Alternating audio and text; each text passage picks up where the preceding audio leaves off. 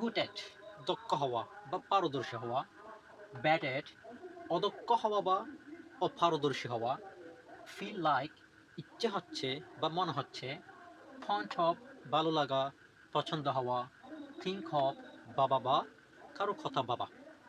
তো চলো আজকে আমরা এগুলোর ব্যবহার দেখি। এগুলো দিয়ে আমরা হাজার হাজার বাক্য তৈরি করতে পারবো।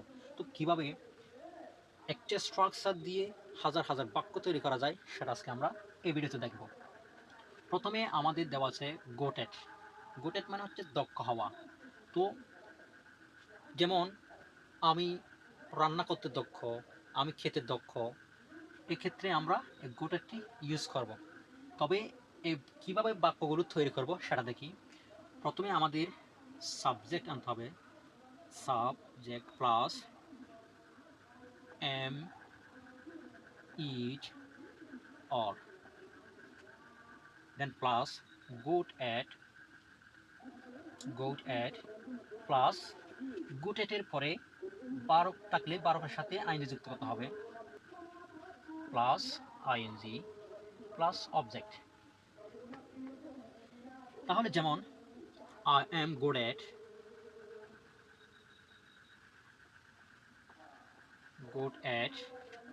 আমি দক্ষ, ইউ আর গুড অ্যাট তুমি দক্ষ, he or she is good at সে দক্ষ, দে আর গুড অ্যাট তারা দক্ষ। যেমন আই এম গুড অ্যাট আমি দক্ষ, ইউ আর গুড অ্যাট তুমি দক্ষ, দেন হি এবং শি ইজ গুড অ্যাট সে দক্ষ, দে আর গুড অ্যাট তারা দক্ষ। যেমন I M good at cooking আমি রান্নায় দক্ষ, আম গুড অ্যাট প্লেয়িং আমি খেলায় দক্ষ, you are good at learning English তুমি ইংলিশ শেখায় দক্ষ, he or she is good at writing সে লেখায় দক্ষ, they are good at playing football তারা ফুটবল খেলায় দক্ষ। তাহলে দক্ষতা বুঝাতে আমরা গুড অ্যাট ইউজ করব। এখন ব্যাড অ্যাট ইউজ করব, অদক্ষ বুঝাতে আমরা ব্যাড অ্যাট ইউজ করব।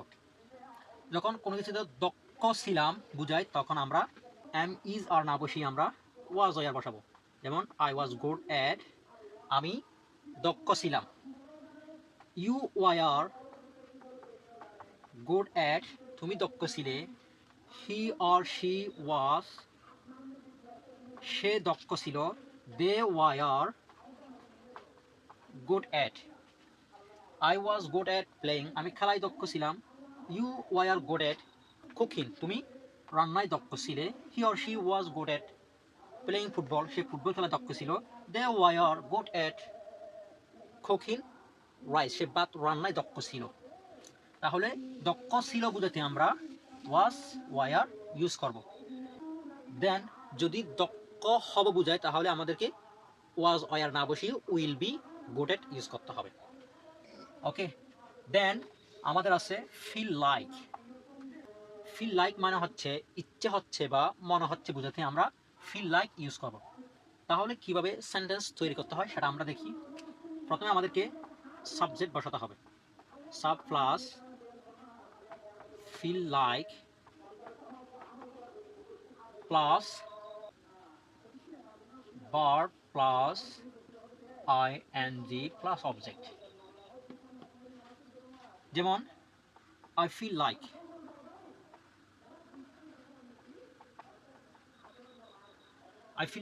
আমার ইচ্ছে হচ্ছে, ইউ ফিল লাইক তোমার ইচ্ছে হচ্ছে, he or she feels like তার ইচ্ছে হচ্ছে, দে ফিল লাইক তাদের ইচ্ছা হচ্ছে। আই ফিল লাইক আমার ইচ্ছা হচ্ছে, ইউ ফিল লাইক তোমার ইচ্ছা হচ্ছে, he or she feels like তার ইচ্ছা হচ্ছে। এখানে সাবজেক্ট যখন থার্ড পারসন সিঙ্গুলার নাম্বার হবে তখন বারবার সাথে এস বাই এস যুক্ত হবে। দে ফিল লাইক তাদের ইচ্ছা হচ্ছে, আই ফিল লাইক ইটিং আমার খেতে ইচ্ছা হচ্ছে, ইউ ফিল লাইক গোয়িং তোমার যেতে ইচ্ছা হচ্ছে, he or she feels like ওয়ালকিং, তার হাঁটতে ইচ্ছা করছে। দে ফিল লাইক রাইটিং, তাদের লিখতে ইচ্ছা হচ্ছে। তাহলে ইচ্ছা হচ্ছে বোঝাতে আমরা ফিল লাইক দিয়ে বাক্য তৈরি করা শুরু করব। দেন যদি বোঝাই ইচ্ছে হচ্ছিল বোঝাতে আমরা ফিল না বসিয়ে আমরা ফেল্ট ইউজ করব। ফিল না বসিয়ে আমরা ফেল্ট ইউজ করব। যেমন আই ফেল্ট লাইক, আমার ইচ্ছা হচ্ছিল। ইউ ফেল্ট লাইক, তোমার ইচ্ছা হচ্ছিল।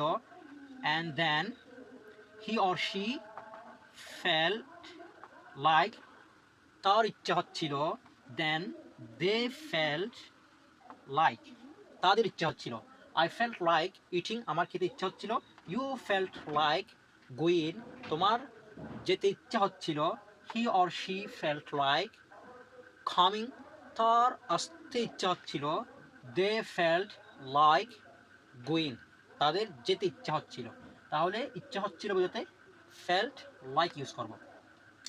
দেন আমাদের আছে ফাউন্ড অফ। ফাউন্ড অফ মানে হচ্ছে ভালো লাগা বা পছন্দ হওয়া বুঝাতে আমরা ফাউন্ড অফ ইউজ করব। বাক্য তৈরি করার জন্য আমাদেরকে প্রথমে subject plus am is are plus fond of plus বার প্লাস আইএনজি প্লাস অবজেক্ট, এটা হবে ডি হবে। তাহলে প্রথম আমাদেরকে subject plus am is are plus fond of plus বার প্লাস আইএনজি। যেমন ফাউন্ড অফ, আমার ভালো লাগে। ইউ আর ফাউন্ড অফ, তোমার ভালো লাগে। He or she is fond of, তার ভালো লাগে। দে আর ফাউন্ড অফ, তাদের ভালো লাগে। আম ফাউন্ড অফ ইউ, আমার তোমাকে ভালো লাগে। You are fond of me, তোমার আমাকে ভালো লাগে। He or she is fond of going, তোমার যেতে ভালো লাগে। They are fond of coming, তাদের আসতে ভালো লাগে। তাহলে ভালো লাগে বা পছন্দ হওয়ার ক্ষেত্রে আমরা ফাউন্ড অফ ইউজ করব।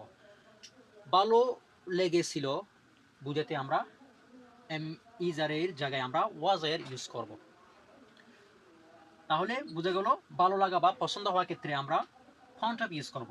এখন আমাদের আছে থিঙ্ক অফ। এখন আমরা থিঙ্ক অফ কোথায় ব্যবহার করব সেটা দেখব। থিঙ্ক অফ মানে হচ্ছে ভাবা বা কারো কথা ভাবা বা মনে করা বা চিন্তা করা বোঝাতে আমরা থিঙ্ক অফ ইউজ করব। বাক্য তৈরি করার জন্য আমাদেরকে প্রথমে subject plus think of plus verb plus ING plus object. যেমন আই থিঙ্ক অফ, আমি ভাবি। ইউ থিঙ্ক অফ, তুমি ভাবো। He or she thinks of, সে ভাবে। দে থিঙ্ক অফ, তারা ভাবে। যেমন আই থিঙ্ক অফ ইউ, আমি তোমার কথা ভাবি। ইউ থিঙ্ক অফ মি, তুমি আমার কথা ভাবো। He or she thinks of them, সে তাদের কথা ভাবে। দে থিঙ্ক অফ ইটিং, তারা খাওয়ার কথা ভাবে। আই থিঙ্ক অফ গোয়িং, আমি যাওয়ার কথা ভাবি। ইউ থিঙ্ক অফ প্লেয়িং, তুমি খেলার কথা ভাবো। He or she thinks of going, সে যাওয়ার কথা ভাবে। দে থিঙ্ক অফ রাইটিং, তারা লেখার কথা ভাবে।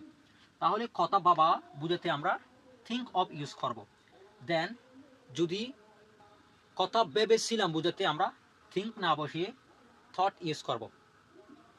ভার্ব টু ইউজ করব। যেমন আই থট অফ ইউ, আমি তোমার কথা ভেবেছিলাম। ইউ থট অফ মি, তুমি আমার কথা ভেবেছিলে। He or she thought of them, সে তাদের কথা ভেবেছিল। তাহলে ভেবেছিল অর্থে আমরা থট ইউজ করব। দেন বর্তমান চলাকালীন সময়ে যদি কোনো কিছু ভাবা হয় তাহলে আমরা ইউজ করব থিঙ্কিং। যেমন I am thinking of you, আমি তোমার কথা ভাবতেছি। You are thinking of me, তুমি আমার কথা ভাবতেছ। He or she is thinking them, সে তাদের কথা ভাবছিল। তাহলে এভাবে। দেন ভাবতেছিলাম বুঝাতে এম ইজ আর না বসিয়ে ওয়াজ আর বসাবেন। দেন যদি ভাব্য বুঝাই তাহলে আমরা এম ইজ আর বা ওয়াজ আর না বসিয়ে আমরা উইল থিঙ্ক অফ বসাবো। যেমন I will think of you, আমি তোমার কথা ভাববো। You will think of me, তুমি আমার কথা ভাববে। He or she will think of them, সে তাদের কথা ভাববে। That's it. তাহলে এভাবে করে আমাদেরকে বাক্যগুলো তৈরি করতে হবে।